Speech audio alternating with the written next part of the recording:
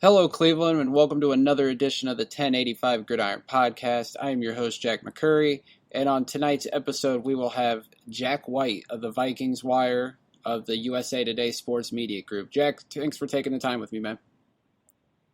Yeah, thanks for letting me come on. I wanted to bring you on because, Wednesday, me on the Brown side, you on the Viking side, got a little shaken up by the trade rumor about Odell Beckham potentially going to the Minnesota Vikings. It came out of New York, which was completely random out of all things because it didn't come from Cleveland or Minnesota. It was a radio host out in New York. He said that they were in discussions for the Vikings to send a 2021 second and fifth round pick to the Browns for Odell Beckham, which seems incredibly low given the talent of Odell Beckham and based on what the Vikings acquired when they sent Stephon Diggs to the Buffalo Bills. It just seemed like a really low ball offer. What was your reaction and the reaction of people around Minnesota to the rumor? I mean, Vikings fans were like freaking out. You know, they were through the roof. Like, obviously, OBJ would be a great way to replace Stephon Diggs, who, like you said, left in the offseason for the Bills. And but there are a lot of factors of why this trade wouldn't work. One of which people have come out contradicting the Mark Malusis report. Paul Allen, the Vikings play-by-play guy here at KFan, said one of his sources told him it was fake news. Charles Robinson, an NFL reporter for Yahoo, said he was told there were no trade discussions between Vikings and the Browns. And Browns exec Paul DePodesta said it was completely false. So there's that. And then there's also the fact that from a salary cap standpoint, it's very hard to work out for the Vikings. I know people have talked about this. Minnesota has a little over $12 million in cap space. OBJ has a cap number of $14.25 million. That means, like, you got to probably trade Anthony Harris, who they franchise tagged in the offseason, or trade/cut Riley Reif, who's a tackle. And granted, Riley Reif isn't as good of a tackle as Harris is a safety, but you know, you can't lose too much depth on the offensive line. That's a position group that has struggled in the past. The Vikings already released Josh Klein, so assuming they don't re-sign Klein to like a smaller deal this offseason, like you'd be losing two starters from last season on a position group that has looked inconsistent at times. That's just too much, I think. Yeah, it never really made sense from the Vikings perspective and for the Browns perspective, that matter. New general manager Andrew Berry said that they weren't looking to trade Odell Beckham. They'll take calls, which I think every team takes calls for their players, but until the price is right, like, it just doesn't make sense to give up on Beckham after one season where he dealt with a sports hernia. There was the offensive communication breakdown between Freddie Kitchens and Baker Mayfield. Like, it just did not work out. And now you have a new coaching staff. You know, Odell will be healthy. Hopefully Baker's back on the right track. Like, it makes no sense to give up on Beckham considering what the Browns gave up to get him just a year ago. Yeah, I think arguably the craziest part of it was you look at it and it's a second and fifth round pick, not even for this season's draft, but in 2021. That's just like insane to me. Like, the Vikings have two first round picks in 2020. You would think Odell Beckham Jr. would command one of those picks in a trade. Like, it just seems like too good to be true if you're a Vikings fan. Exactly. Like, I know that, the Browns, they're with their new analytical approach. They would like to, acquire some draft picks, but they're not just going to give elite talent away. Like, especially the caliber of Odell Beckham. It just doesn't make any sense. You did talk about Anthony Harris as a possibility, and the Browns were linked to him during the offseason prior to the Vikings franchising him. What's the situation going on with Anthony Harris right now? Like, is he in the long-term plans of Minnesota? Is there a chance they still want to potentially trade him if the price is right? Or, like, what's the situation going on there? Yeah, so there was a report that came out from the Pioneer Press that after they have franchise tagged him, that they were trying to work out a long-term deal between Harris and the Vikings, but that's complicated from a salary cap standpoint. Harris is coming off a great year. He had 6 interceptions, considered one of the best safeties in the NFL, I would say. And him and Harrison Smith are like a great duo. But you already have an elite safety in Harrison Smith. So it might make sense if you're strapped for cash like the Vikings to let a guy like Anthony Harris walk, which was why it was kind of a surprising move that they franchise tagged him. So then it made sense when that report came out that, like, look, he could be a tag and trade candidate in the future. But I'd say right now it's up in the air. They are probably, like, I think if you're them, you should try to work out a long-term deal as best as you can, and maybe try to make it so that, like, you're not killed in cap space these first couple of years, and then put, like, a lot of money on the back years of the contract.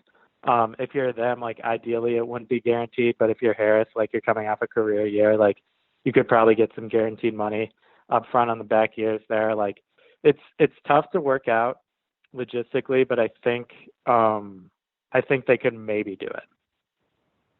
And plus, he's 29. He's probably looking for that one big money deal before he hits the backside of his career. So, I mean, it makes sense for him to try to get that big money. You know, we're a week out from the draft. The Vikings have 2 first-round picks, like you mentioned, 22 and 25. Talk about what positions they could be targeting, or more specifically, any players that you think they could be targeting. Yeah, so I mean, Mike Zimmer loves to take corners in the first round, and honestly, it makes sense this year. Like, Xavier Rhodes left in the offseason for the Colts. He was an all-pro corner, but he's really struggled as of late, and now he's kind of on a prove-it deal with Indianapolis. Trey Waynes, another starting corner, also left. Mackenzie Alexander, who was a nickel corner, I was hoping they'd re-sign him. They didn't. He's on the Bengals along with Waynes. And it's just like the lack of depth at corner right now is tough. It would make a lot of sense to take a guy like Jeff Gladney out of TCU at that 22nd spot. And then I think 25, they could maybe go for an offensive tackle. It's a position group, like I said, that, like, could improve. And I think you need a tackle. It's a deep draft class for tackles, and you could get a guy like Josh Jones kind of late. He has high upside. He's like a big, imposing tackle. And then you can maybe move Riley Reif to guard, assuming you don't cut him or trade him or restructure. Or I guess if they restructure, they could still move him. But yeah, we're gonna have to see, because it's obviously like a deeper draft class for tackle than it is for guard. So it makes more sense to take a guy there like Josh Jones and then try to move Riley Reif. Yeah, I mean, Josh Jones would be a great pick for you guys. He's been linked to the Browns. Obviously, they're looking at an offensive tackle at 10 unless they move back, and Jones could be a target in a trade down. But just to self-plug my mock draft that I posted last week on my site, I had the Vikings taking Christian Fulton out of LSU at 22 and Denzel Mims at 25. Yeah, that could really work out of Baylor. He's electrifying. I would like that. I mean, obviously they need to replace some of the production Stephon Diggs leaves behind, so that's part of the reason people were so freaked out over OBJ. It's like, God, that'd make perfect sense. Oh, definitely. I mean, if you could pair up Beckham and Adam Thielen, that's a solid 1-2 punch. Not to say Thielen and Diggs wasn't, but I mean, OBJ's on a whole nother level. It's a different story, totally. Absolutely. My final question for you, obviously the Browns hired former Vikings offensive coordinator Kevin Stefanski to be their next head coach. The fan base really seems to love him, and the fact that everybody's on the same page now, based on what happened last year with John Dorsey and Freddie Kitchens, Kevin Stefanski and Andrew Berry seem to be full on lockstep. Tell Browns fans what we should expect out of a guy like Kevin Stefanski, not only as a leader, but as an offensive play caller.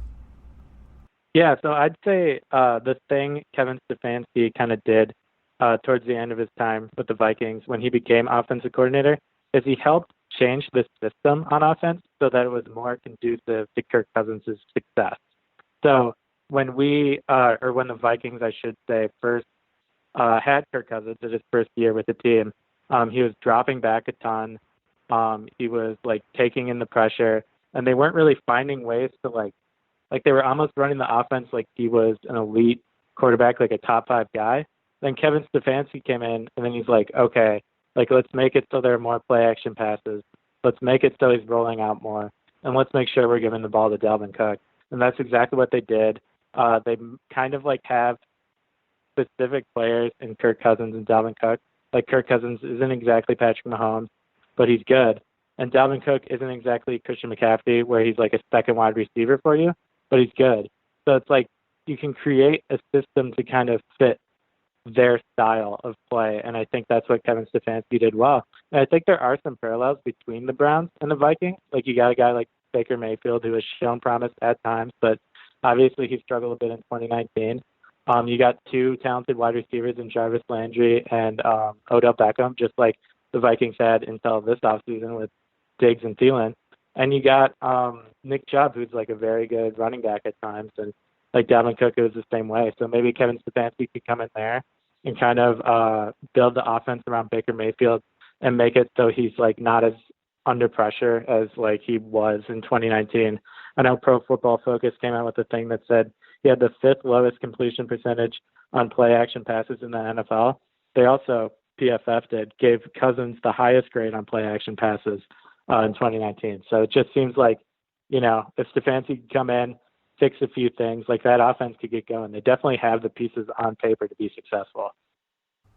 Absolutely. Like, we have a guy out here, Jake Burns, who does Browns film breakdown, and he did like a 5-part series on what Stefanski's going to bring, and the offense seems tailor-made to improve Baker Mayfield, and B, maximize the talent that we have. And obviously, you know, we added a guy like Austin Hooper in free agency, Jack Conklin to help solidify the offensive line. Like, everything seems to fall in place, but Browns fans, myself included, we've been